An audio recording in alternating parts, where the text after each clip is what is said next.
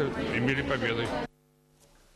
Вернулась домой. Дина Гарипова сегодня попала в руки журналистов, которые с нетерпением ждали возвращения землячки на родину.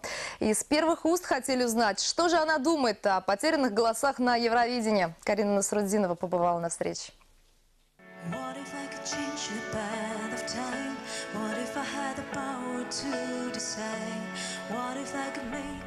Она покорила сердца миллионов телезрителей, сначала России, а потом и Европы. В финале престижнейшего музыкального конкурса Дина Гарипова оставила позади участников из многих стран. Сейчас Дина – одна из самых востребованных певиц страны. Несмотря на плотный график, девушка умудряется совмещать карьеру и учебу. Дина учится на 5-м курсе журфака. Правда, иногда приходится выбирать либо учебники, либо выступления.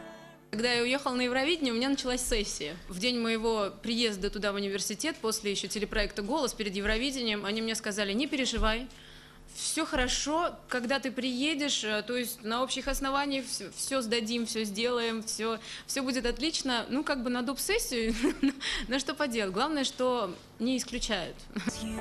Историю Дины Гариповой многие сравнивают с историей Золушки. Меньше чем за год она из обычной студентки журфака превратилась в звезду мирового масштаба. Поет Дина с детства. Правда, тогда никто и не думал, к какому феноменальному успеху может привести это увлечение. Ведь Дина родилась в семье медиков. Родители не сомневались, малышка пойдет по их стопам. Но она выбрала иной путь. Берез не слыша, невесом слетает желтый лист. Старинный вальс, осенний сон, играет гармонист. Это кадры выступления Дины Гариповой на конкурсе «Созвездие Йылдызлык», посвященному 60-летию Победы. 10 лет она была активной участницей фестивального движения. Девушка признается, без этой школы не было бы побед на престижнейших конкурсах. Я чувствую, что я нашла себя, потому что когда впервые, будучи еще маленькой девочкой, я попробовала выйти на сцену и почувствовала, что такое петь, что такое чувствовать зал, когда тебе аплодируют, когда тебя поддерживают, за тебя болеют. Это, конечно, непередаваемое ощущение, и для себя я поняла, что я хочу это чувствовать всегда.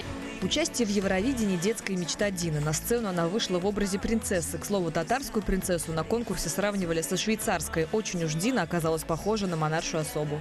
Когда ко мне приехали мои бэк-вокалисты, а мы познакомились только там, уже во время репетиций первых, они мне сразу сказали, что как только мы увидели видео, они сказали: боже мой, это принцесса Виктория, мы будем петь с принцессой Викторией. Блистательное выступление, 174 балла и 5-е место. Однако спустя несколько дней в интернете появилась информация. В финальном подсчете голосов произошла ошибка. От Азербайджана Дина Гарипова не получила ни одного балла, хотя по итогам СМС-голосования заняла 2-е место. Недовольство по этому поводу выразил МИД России. Сама же Дина к этой истории относится спокойно.